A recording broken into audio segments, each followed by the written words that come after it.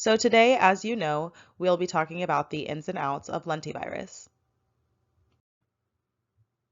In this webinar, I'm going to give a brief overview of viral gene delivery tools as a more general topic, and then I'm going to dive into lentivirus, so exactly what it is, how it's used, and some of the benefits that come along with using lentivirus to deliver your genes. And then we'll go into some of the safety, so the differences between first, second, and third generation, and which ones are beneficial to you as a user, and then how to produce lentivirus. And then lastly, we will wrap everything up with the different solutions and services that we offer here at OriGene that can help you when you are handling lentivirus. So let's start out with going over the most popular viral vectors and then the benefits of viral gene delivery versus plasmid transfection.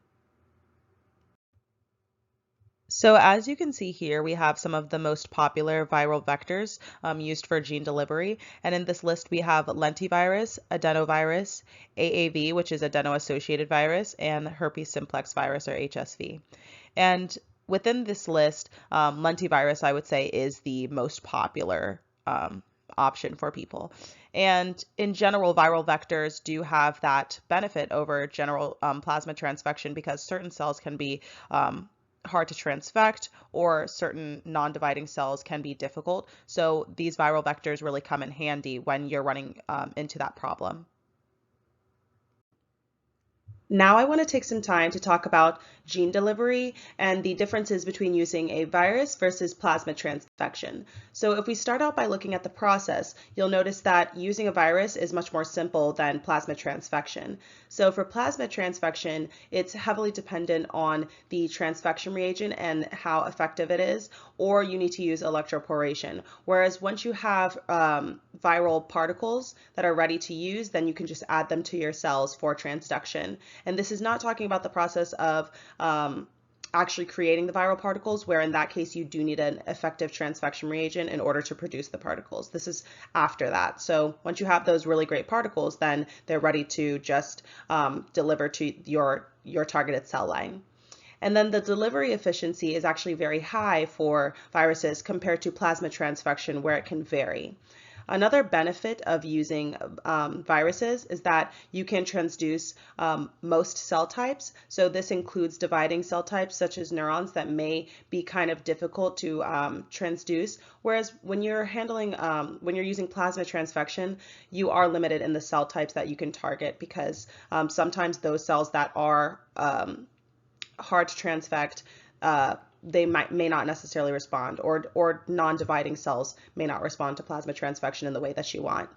And then for viruses, the genome integration chances are high. This isn't for all viruses. So if we're looking at Lenti for a second, Lenti does integrate into the genome, which allows for that stable gene expression, whereas AAV does not integrate. It actually stays in the episome, but you still get strong gene expression either way. But for viruses, the genome integration is higher, whereas plasmid transfection, you have a very low chance.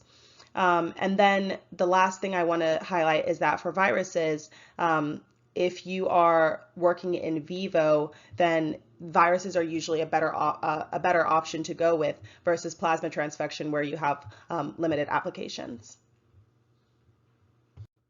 And I just wanted to make sure that I show this beautiful image that was taken by some of our R&D scientists, showing that as you increase the number of lentiviral particles actually transduced into the targeted cell line, so into HEC293T cells, then you get increased gene expression. So in this case, we created Lenti-GFP particles using our lentiviral packaging kit, and then fluorescent images were taken 72 hours post-transduction. So I thought this was a beautiful way to show how effective using Lenti is for gene expression.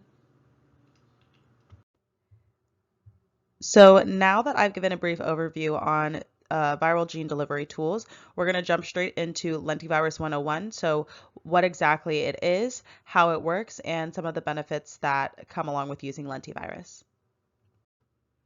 Starting out with what is lentivirus.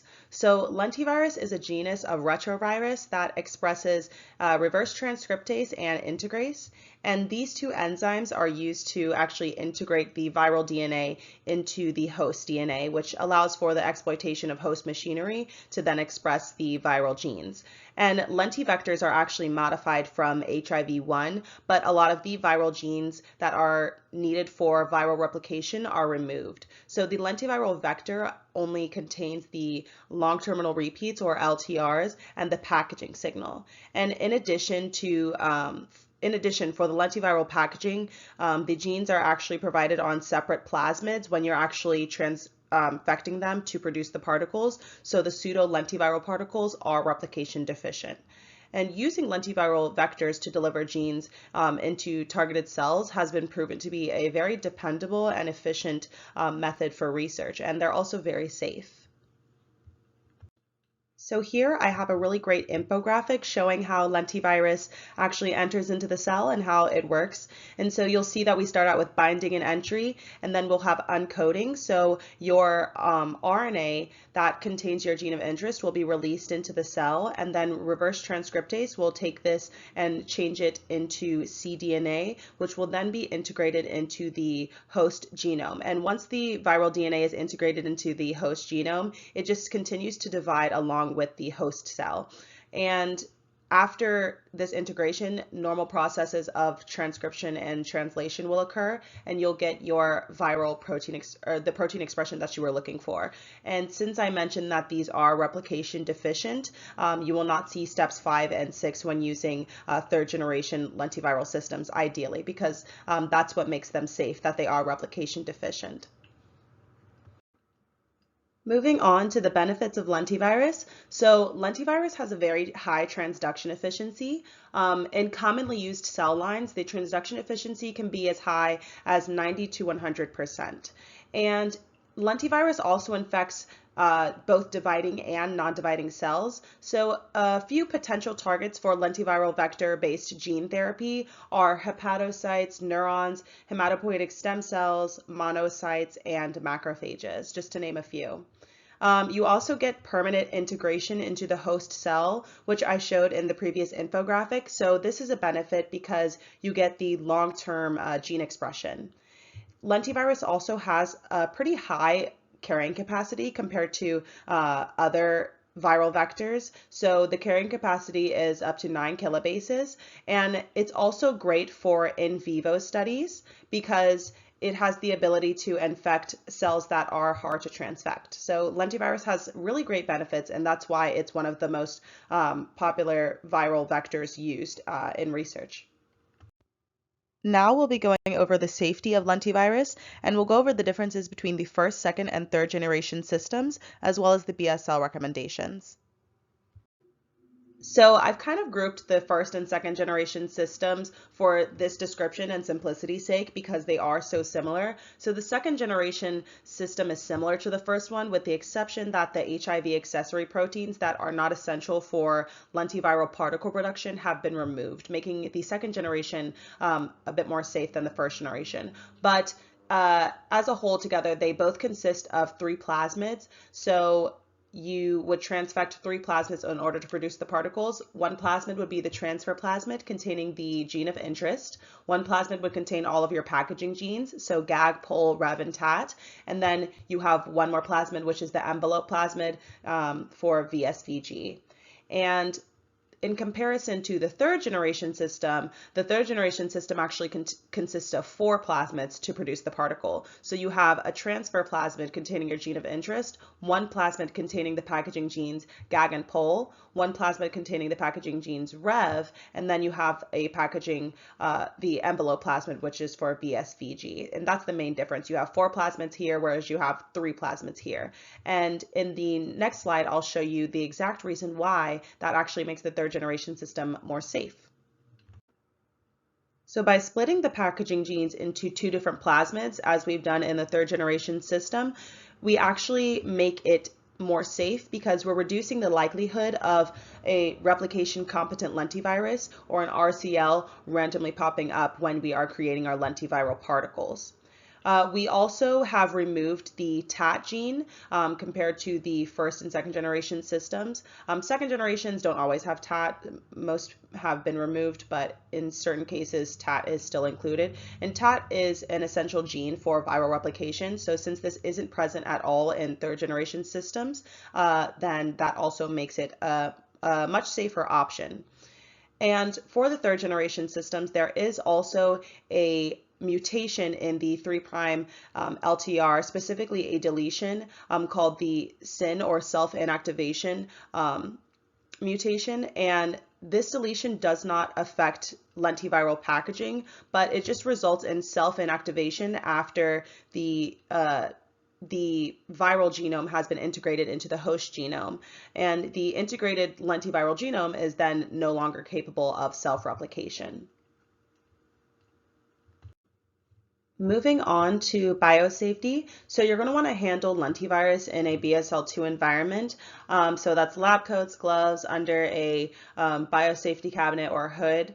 And that's because lentivirus can transduce primary human cells. So even though there is a very low risk, you still want to take just general precautions when handling the virus. Now we're going to talk about how to produce and use lentivirus. And in this section, we will talk about steps to produce lentiviral particles, the factors that can affect the packaging efficiency, the different storage recommendations, and then how to actually use the lentiviral particles that you make for infection of your targeted cell line. And here I have a general outline of how to produce lentiviral particles. So it's quite simple and generally only takes 4 steps. So day 1, you're going to plate your HEC293 T cells. And then day 2 is when you're going to co-transfect the lenti transfer plasmid containing your gene of interest with the other lenti packaging plasmids. So for the third generation system, you're going to be co-transfecting with 4 plasmids. On day 3, you're going to change the media, and then you're going to incubate for 48 hours. And then on day 5 is when you harvest the cell culture supernames and you obtain the viral particles. And after this webinar is over, I will be sending all of you a detailed protocol that we have. So when and if you decide to produce your own lentiviral particles, you can refer to a more detailed step-by-step guide. So there are many factors that can affect your packaging efficiency, and you want to make sure that you know all of them in case your packaging is less than optimal or you get a lower titer than optimal, just so you're able to troubleshoot. So the first thing that you want to look out for is the DNA quality of the lenti transfer plasmid. So since lenti transfer plasmids contain LTRs, potential recombination events must be tested for. So plasmid recombination can be tested using restriction enzyme digestion to check the plasmid DNA size, or you can do simple sequencing. The next thing is you want to make sure you have the optimal ratio of plasmids. So the use of ion exchange plasmid purification and endo-free kits are highly recommended for the preparation of the plasmid DNA, just to ensure that you're not encountering any contamination that's throwing off the ratio that you need in order to transfect the cells. The next thing is the fragment length between LTRs. So since the packaging limit for lentivirus is around 9 kb, larger inserts may lead to lower packaged viral titer. So this is something else you should look out for. The next thing is the health of your HEC293 T cells. So firstly, HEC293 T cells usually lose packaging efficiency after many passages. So cells should not be used after culturing for about 1 to 2 months. Secondly, the cells are happier when they're seeded the day before transfection, so this results in higher transfection efficiency. And the last thing is the transfection reagent that you're using. So having a really good transfection reagent is critical for the high titer production, and this is maybe something that you should consider. So for example, here at OriGene, we actually do have a transfection reagent that is specifically catered to lentiviral packaging. So if you're able to use one that is specific for lentivirus, or just one that you know is in general a very good transfection reagent for lentivirus, then that's one you should use. I wouldn't just use any transfection reagent because that could affect the titer that you get at the end.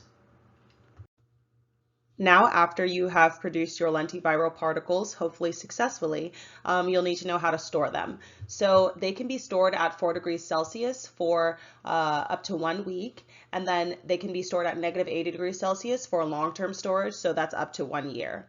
You also will want to avoid frequent freeze-thaw cycles because this can cause a 2 to 3-fold tighter drop, which is not ideal. But when some people, they decide to re-aliquot them once they get the final product, just so they into little aliquots that they know that they will use, so they can avoid that.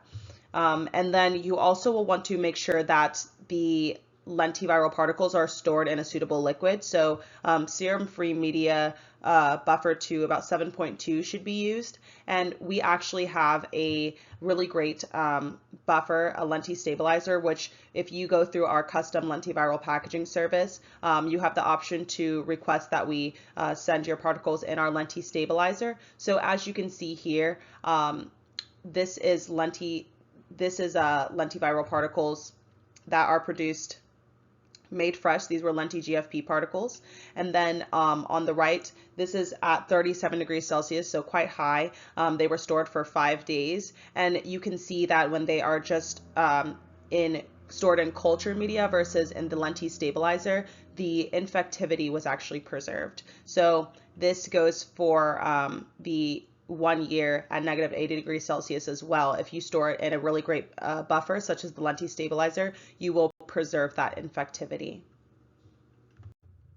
Another thing you want to look out for is Mycoplasma contamination when you are storing your lentiviral particles, because this contamination could affect your transduction efficiency when you're actually ready to use your particles. So certain things to look out for include clumping, increased confluence, or decreased growth rates. And if you see these things, it's not recommended that you actually filter the viral particles because they can stick to the filter, which will then affect your transduction efficiency as well.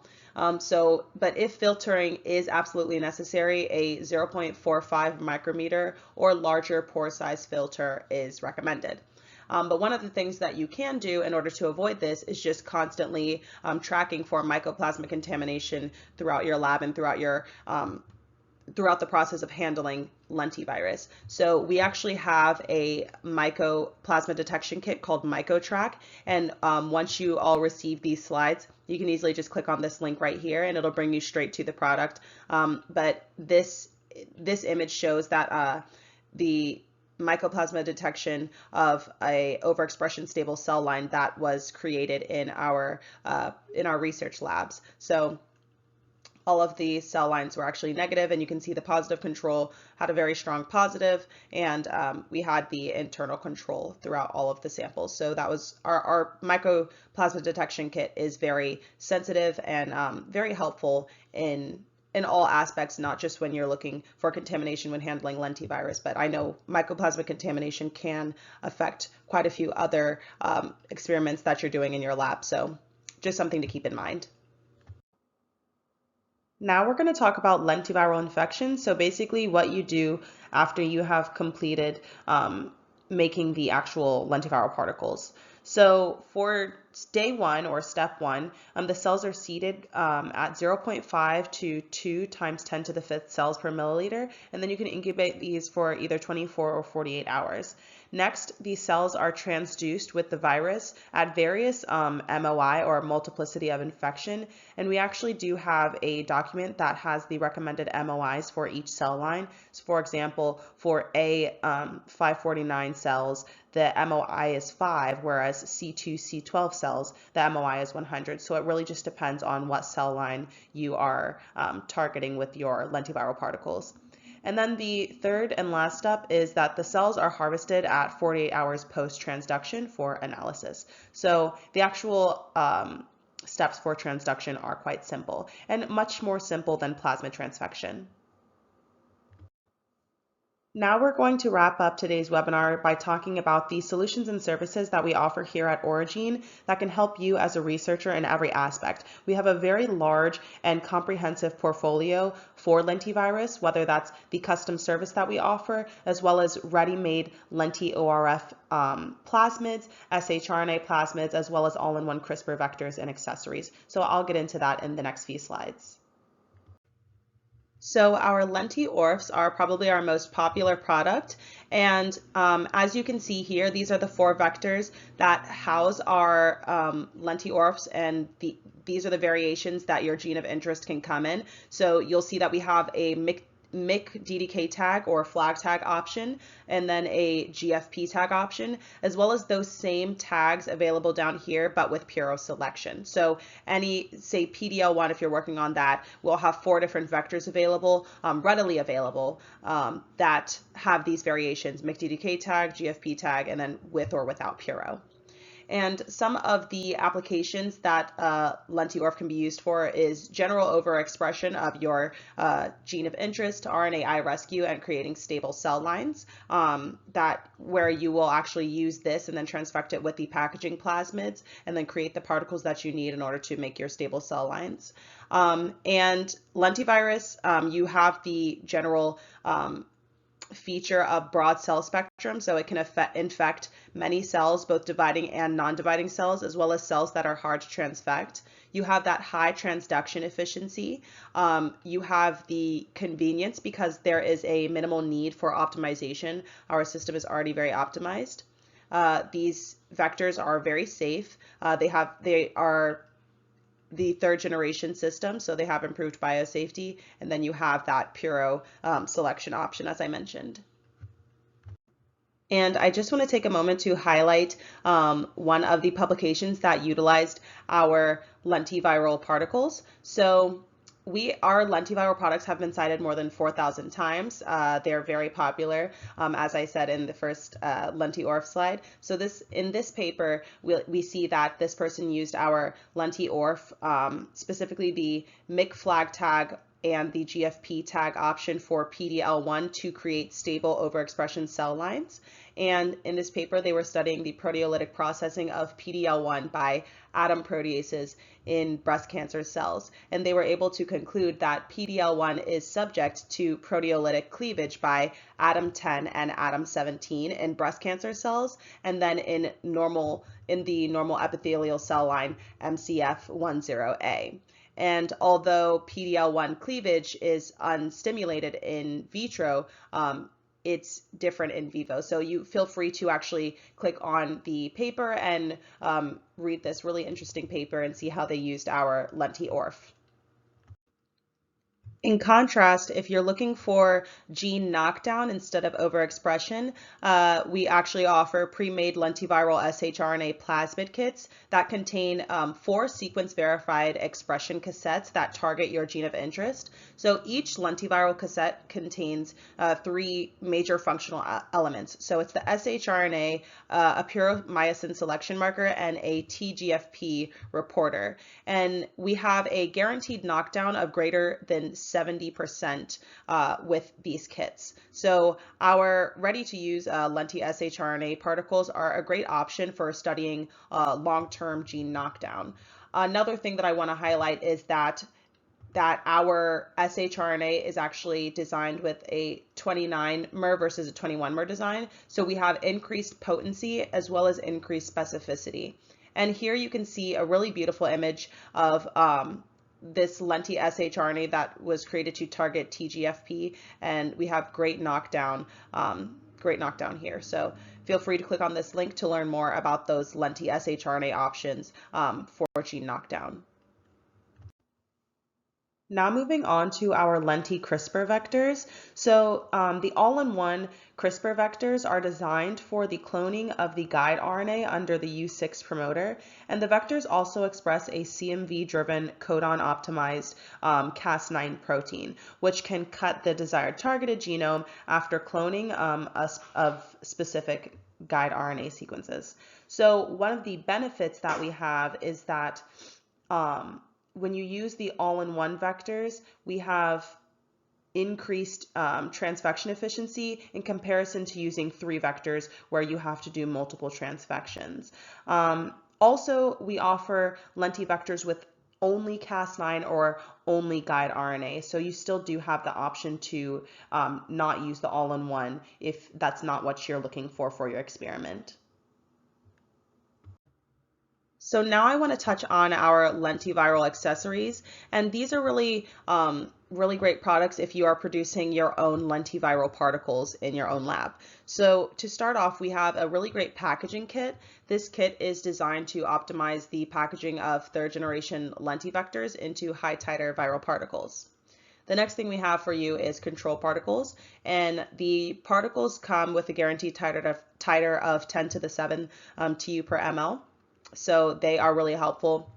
Some people already have everything else they need in order to produce lentiviral particles in their lab, so they will just get the control particles from us. So basically it's just whatever you need, whatever your preference is. The next thing we have is a titer kit, which is very popular. So basically virus titration will show you how successful your lentivirus production is, and it can help you troubleshoot if viral transduction fails.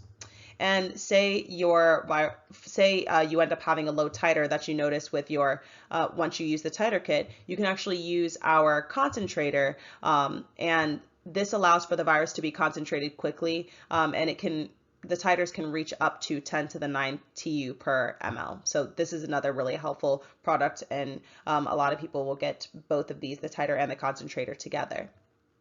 The next thing we have is the stabilizer, which I briefly touched on a bit earlier when I was talking about storage conditions. So the lentivirus stabilizer was developed to preserve the infectivity of lentivirus in storage. So when stored in regular production media, such as DMEM, after about 6 months of storage at -80 degrees Celsius, most of the infectivity will be lost. So when you actually go to do your transduction, it's usually not as successful. So if you actually store the lentiviral particles in the lenti stabilizer, it can preserve that infectivity for up to 1 year at -80 degrees Celsius.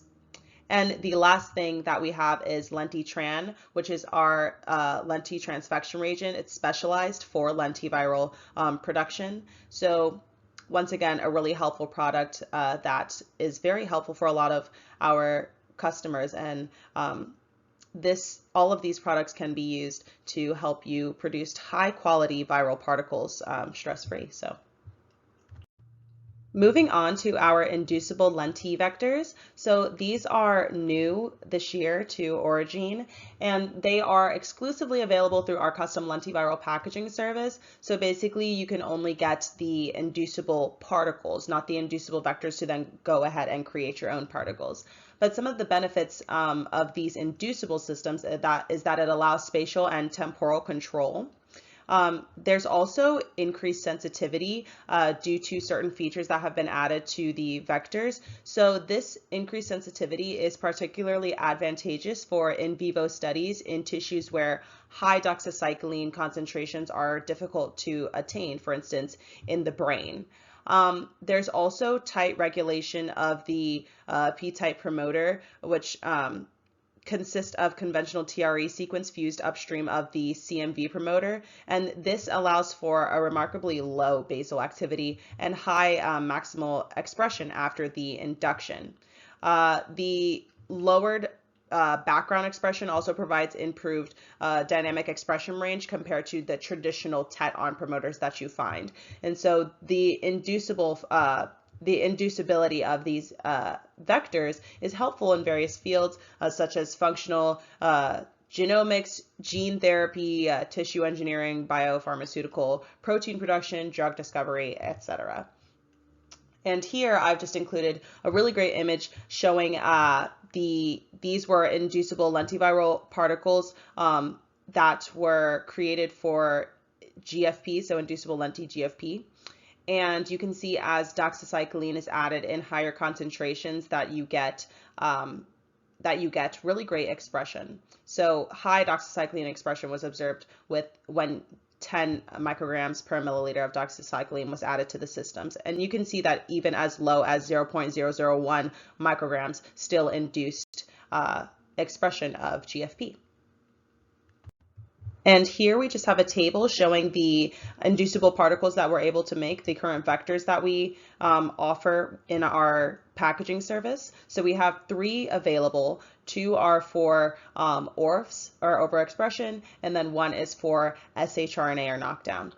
And you can see that at least for the options we have for ORF, PS100131 has puromycin selection and MYC-DDK tag, and the PS100128 vector has no selection but a TGFP tag. So if you have any questions about these inducible systems, please feel free to either click here and learn more, or ask me questions at the end of the webinar. So lastly, I just wanted to go over our custom lentivirus production service. So we have quite a few options for our customers. For you as scientists, you can either choose to mail us the plasmid to package, or choose for us to package a clone that you find on our website. And then the last option is, if you can't find the clone on our website, or you don't have the plasmid to actually send us that you want us to package, then you can provide us with a gene sequence, and then we can package the particle that way as well. And some of the benefits that you get by using us for your lentivirus production is the speediness. So we have a lot of lentiviral particles that are, and clones, just ready to choose from. We've been around for 25 plus years, so we have over 500,000 clones. So more than likely, most customers, if you don't have the plasmid yourself and that you want us to package, they can usually already find the clone on our website and just say, hey, I want to package this, and then we can do it for them very fast, because we already have a lot of those clones already in stock. And so our turnaround time is 10 to 15 work days. Next, you also get really high quality particles. So our packaging process has been optimized, and we deliver lentiviral particles that must be passed transfection, and they go through a QC process. So we will use the virus to infect 293 T cells, and then after 48 hours, check the GFP or DDK gene expression to ensure that your particles are working.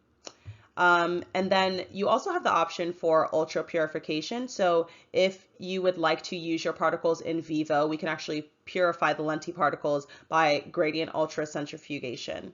And then lastly, you do have the safety, because all of our particles are produced using the 3rd generation system. So to summarize everything that I talked about in our solutions and services section, we basically are your one-stop shop for everything you need for Lenti, whether that's providing you with ready-to-use particles that have been produced using our 3rd generation system, or providing you with all of the tools you need to actually make your own lentiviral particles. And we have lenti-ORF for overexpression, and then lenti-shRNA, as well as our lenti-CRISPR vectors, and then our lenti-accessories. So you can see over to the right, just a little diagram showing everything that I talked about today. And I just want to make sure that I highlight the current promotion that we have for Lenti accessories. So if you're interested in producing your own particles and you will need any of the Lenti accessories that I mentioned in the previous slide, then you can save 20% off by using the code LENTI20 when you're placing your order. And this is valid until the end of this year, so December 31st of this year. And this will apply to every single accessory that I said previously, as well as our lentiviral vectors that I mentioned. That this includes the lentiviral CRISPR vectors, as well as just the standalone vectors that I showed in the first Lenti-ORF slide. So if you need any of those control vectors, then you can get the discount for that. And here I've just included some relevant pages and links that you may find helpful when you are looking to find out more information about the lentivirus and lentiviral products that we have available on our website. And the one thing that I do want to highlight in this slide is our Lentivirus 101 ebook. So in this ebook, it contains the basics of lentivirus, how to produce and prepare lentivirus, how to titrate the particle, and the best way to store it. So this is a really good and concise book that kind of reiterates kind of what I presented in this webinar today in case you are looking for this book, and it is free. So this is a really great document that a lot of our customers find useful. So I just wanted to make sure that I do bring attention to this one. And if you have any questions that for some reason maybe we don't get to it today, or you think of them later, feel free to contact us. You can contact me directly at ktriplet@origene.com, or you can contact our customer service or tech support depending on the nature of your question. So feel free to revisit this slide and reach out to any of these emails with your questions. And now I want to open the floor up to a question and answer session. So before I do that though, just want to mention that you will be sent these slides. Everyone who attended this meeting today will be sent these slides so you can access the links that I provided and also go back through the presentation if you need to. But I'd like to thank everyone for attending this webinar, and I hope that you can join next week when we go over our AAV webinar and how AAV works and how to use it and all of those things similar to how we did for Lenti today. But thank you so much for your attention, and I'd love to hear any questions that you have.